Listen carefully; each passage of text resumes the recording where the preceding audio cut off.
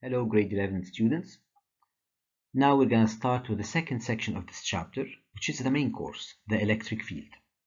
We're going to go over electric field produced by a point charge and electric field produced by a device called a capacitor. Before we go there, I would like to remind you that in the previous section, we have studied the gravitational field produced by a mass. We have also related that to gravitational interaction or gravitational force, and we formulated some mathematical equations about these two ideas. Now we're gonna use this to start building our concept of electric fields using or produced by charges.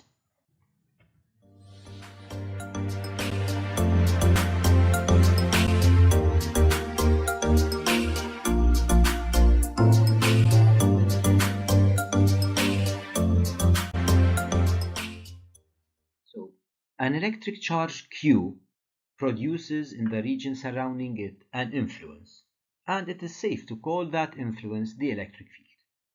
So how can we calculate that electric field? There is an equation similar to the equation of gravitational field, in which we have E of Q, the electric field of charge Q, equals K, which is a constant, multiplied by the charge itself, Q, over R squared.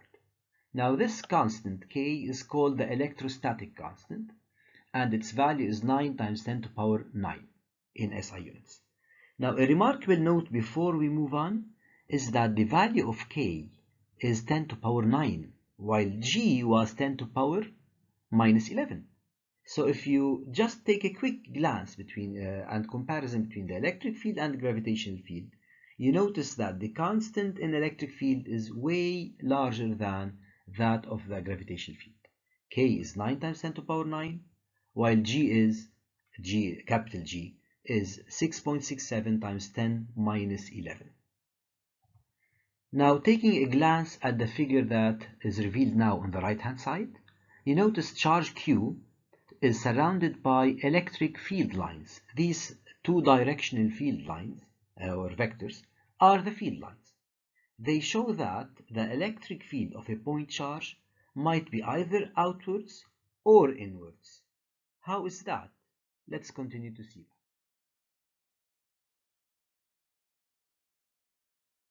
The equation is again E equal KQ over R squared. Now to answer the question of why was the electric field drawn in the previous figure as a two-directional vector, we'll answer it now. The direction is always radial along the radius, just as we have talked about gravitational field, which is simple. However, as for the sense, it all goes back to Q. So if Q were positive, the electric field lines are outwards, while if Q is negative, it's inwards. So here it's worth mentioning two ideas. The first idea is that, unlike gravitational fields, which are in one direction or one-directional, since mass is always positive as we know it, charges can either be positive or negative, so we have to consider two cases. That's one. Second, if you take this Q as it is and replace it in the equation here, if Q is positive, E is going to be as a vector positive along UR. UR is inwards, so this is a problem here.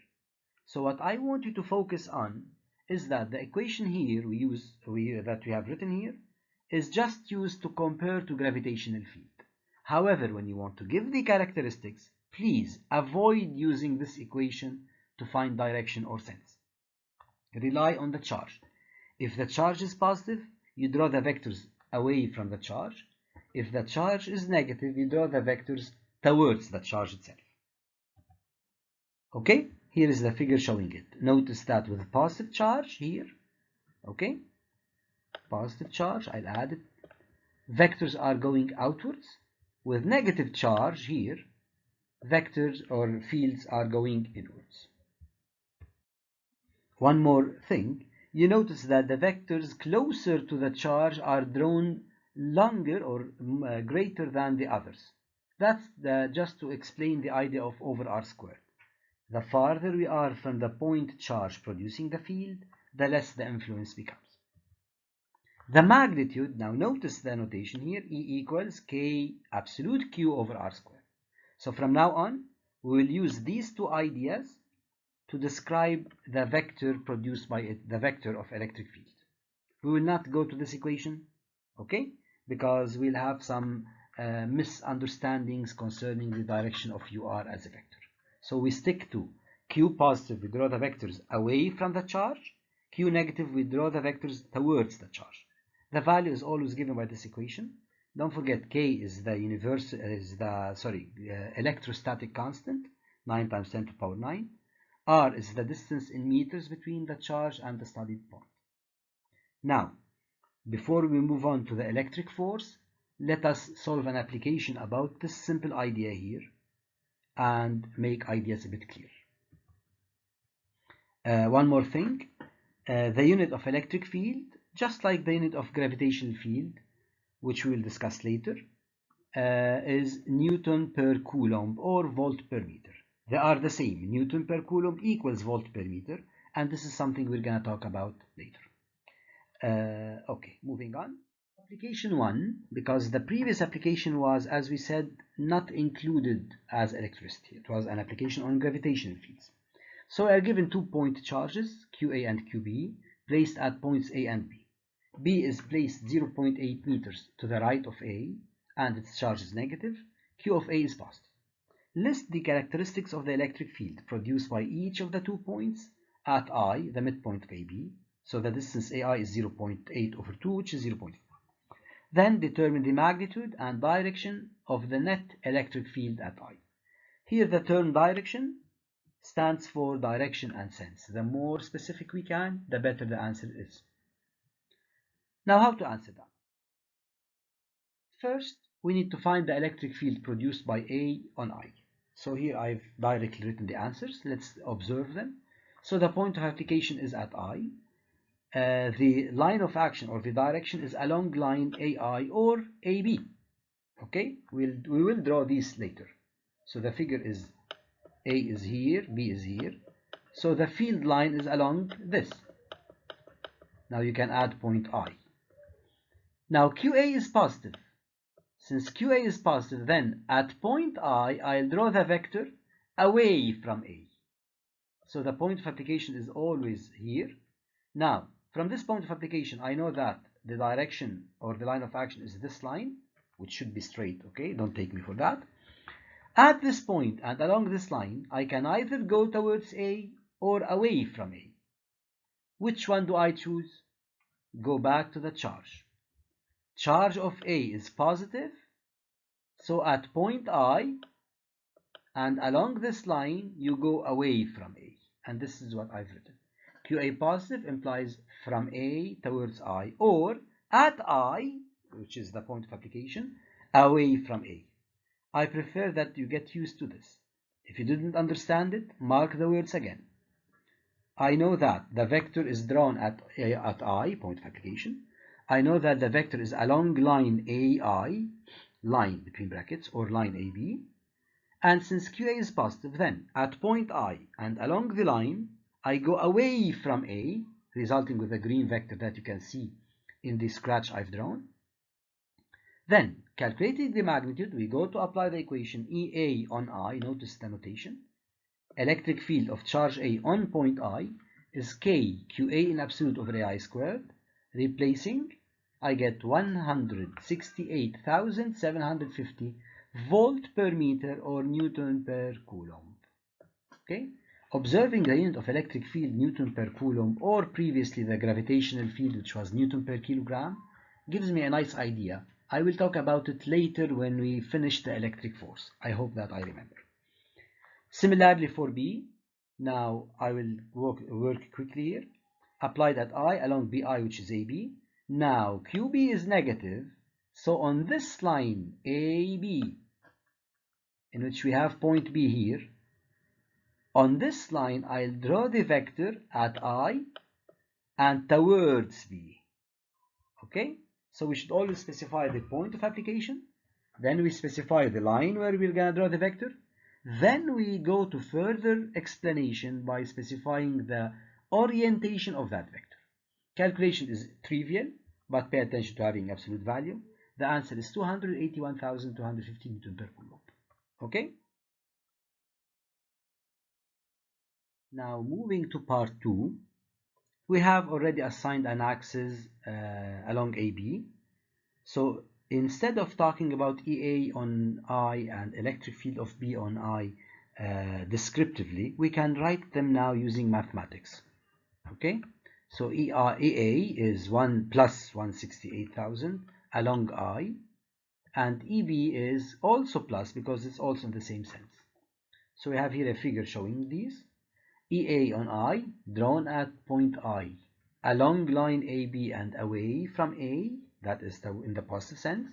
Similarly at I, the electric field produced by B or QB is at I along line AB and towards B, which is in the positive I or plus x-axis. Now I've taken into consideration the values, but I didn't choose any scale to draw them.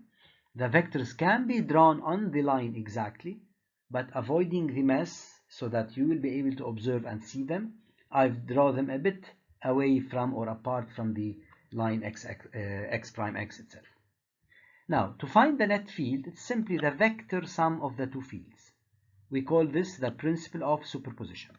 The principle of superposition. We just add the two vectors. Now, adding the vectors plus I and plus I, vectors having same sense, we simply add them and put the same sense or use the same sense, and here it is. The value is 450,000 Newton per Coulomb. Okay, so this seals an application about electric field, which is simple, I guess. You are supposed to be able to calculate that and apply it in some applications. So now let's move to the second part of this chapter, or the second source of electric fields, the parallel plate capacitor. What is a parallel plate capacitor? It is simply a device that is used to store electric charge. It is made up of two plates, two metallic plates facing each other and separated by an insulating material. That capacitor, once connected to a voltage source, a battery for example, will pile up charges on its plates. One plate will store positive charge. On the other hand, the second plate will store negative charge. Okay? So the capacitor looks like this. Two plates, VA, VB, or A and B. Plate A, which is connected to the positive of the battery, is charged positively, while plate B, which is connected to the negative pole of the battery, charges negatively. Thus, the potential, the electric potential, if you remember electric potentials from grade 10, which is the electric state of a point, the electric state of a point on this plate is going to be positive. We say VA positive. The electric state of a point on B is going to be negative. We call it negative potential. Okay? The characteristics of the electric field between the plates of a capacitor are extremely important. Why? Because the electric field is uniform. It has one value and one direction. So, I'm not interested with the point of application. It can be anywhere between the two plates. The direction is always perpendicular to the plates, or what we call armatures. The sense is always from positive to negative. So you memorize these two. As for the magnitude, you can see the figure here. As for the magnitude, it is given by the equation E equals U over D. U is the voltage, D is the distance between the two plates, VA positive minus the negative over the distance between the plates. Units, we have volts here and we have meters down. From here, you know why was electric field or why the electric field was expressed in terms of volts per meter. So the important thing here is that an electric field between the plates is uniform. Direction and the characteristics are extremely important. You will always be asked about them, and calculating the value of that electric field is important as well. Okay? Keep in mind, the electric field between the plates is uniform, constant value and same direction. Now we move to the second application, which is a direct application about the capacitors, or the electric field inside the capacitor to be more specific. The capacitor we are given here is charged under 5K, 5000 volts, and the plates are separated by 1 centimeter. Draw a figure showing the plates of the capacitor and the charge on each of them, or the charge sign to be more specific as well. List the characteristics of the electric field within the capacitor and then represent the field lines on the figure of part 1. So let's get started. In the first part, we are supposed to draw a figure, and that's simple. On the left hand side, you can see that a figure is drawn in 3D. You don't need to do that unless you like it. On the right hand side, you have a simple figure of a capacitor showing two plates with positive and negative charge. It's important to show that the charge, the positive amount, is equal to the negative amount. No need to mention how much is that quantity. Besides, we don't have any expression or any indication about the value of the charge. The second part is to find the characteristics of the electric field between the plates. First, I've written the electric field between the plates is uniform. I would like you to get used to doing this, especially when it comes to electric fields produced by inside the capacitor, because that electric field is uniform, and it's important to mention it so that when you draw the vector later, you don't need to worry about where to draw it, because when the vector is uniform, it can be drawn anywhere between the plates. Direction is perpendicular to the plates, the sense is from the positive plate to the negative plate, and the magnitude, we have an equation for that, E equals U over D. 5000 is the voltage, 5K, over D, which is 1 centimeter, and needless to say, we need to convert to meters, so we divide by 100 to get 0.01. The answer is 500,000 volt per meter. Summing my ideas, I've drawn a figure here, like a small sketch, showing the characteristics without the magnitude for sure. That's it concerning this application and concerning this section of this unit, of this chapter. So we have learned how to calculate electric fields in general due to a point charge or inside or between the plates of a capacitor. Next time we meet, we'll continue with the electric force. Until then, I'll show you now a quick summary about the lesson, about the part that we have covered here, along with a small suggestion to solve as homework. Until then, stay safe.